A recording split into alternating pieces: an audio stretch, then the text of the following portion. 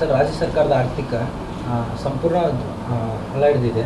ಅದಕ್ಕೋಸ್ಕರ ಹಿಂದೂಗಳ ದೇವಸ್ಥಾನಕ್ಕೆ ಕಣ್ಣ ಹಾಕ್ತಾ ಇದ್ದಾರೆ ಅಂತ ಜೋಶಿ ಅಲ್ರಿ. ಈಗ ಜೋಶಿ ಸಾಹೇಬರು ಹಳ್ಳ ಹಿಡ್ದಿದೆ, ಕೆರೆ ಹಿಡಿದಿದೆ, ಅವ್ರಿಗೆ ಗೊತ್ತಿರ್ತಕ್ಕಂಥದ್ದು. ದೇಶದ ಸಾಲ ಎಷ್ಟಿದೆ ಕೇಳಿ ಫಸ್ಟ್. ರಾಜ್ಯದ ಸಾಲ ಬಿಟ್ಬಿಡ್ರಿ, ದೇಶದ ಸಾಲ ಎಷ್ಟಿದೆ ಅಂತ ಕೇಳಲ್ಲ ಜೋಶಿ ಸಾಹೇಬ್ರಿಗೆ. ಯಾಕೆ ಕೇಳಬಾರ್ದು ನೀವು? ಅವ್ರು ಕೇಳ್ರಿ, ಏನು ಸರ್ ದೇಶದ ಸಾಲ ಎಷ್ಟಿದೆ ಕರಿಯೋಸಳು ಕೇಳಲ್ಲ ಬಿ ಜೆ ಪಿಯವ್ರಿಗೆ.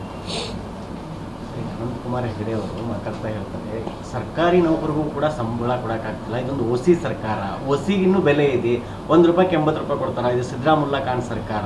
ನಾವು ತೆರಿಗೆ ಕಟ್ಟೋದಾದ್ರೆ ಹಿಂದೂಗಳ 99% ತೆರಿಗೆ ಕಟ್ತಾರೆ, ಅವ್ರು ಜಾಸ್ತಿ ತೆರಿಗೆಯನ್ನು ಕೇಳಬೇಕು ಅಂತೀವಿ. ಅಲ್ಲ, ಇದು ಹಿಂದೂ ಮುಸ್ಲಿಂ ಅಂತ ಎದಕ್ಕೆ ತರ್ತಾ ಇದ್ದಾರೆ ಹೇಳ್ರಿ? ಚುನಾವಣೆ ಬಂದತ್ತಲ್ಲ ಈಗ ಸುಮ್ಮನೆ ಉದಾಹರಣೆಗಳು ತರೋದು. ಈ ದೇಶದ ಹೈಯೆಸ್ಟ್ ಡೋನರ್ ಯಾರು ಗೊತ್ತಾ? ಆಶಿಮ್ ಪ್ರೇಮ್ಜಿ. ಯಾವ ಸಮಾಜದವರು ಅವರು? ಹಾಂ, $30 ಬಿಲಿಯನ್ ಚಾರಿಟಿಗೆ ಕೊಟ್ಟಿದ್ದಾರೆ. ಎಷ್ಟು?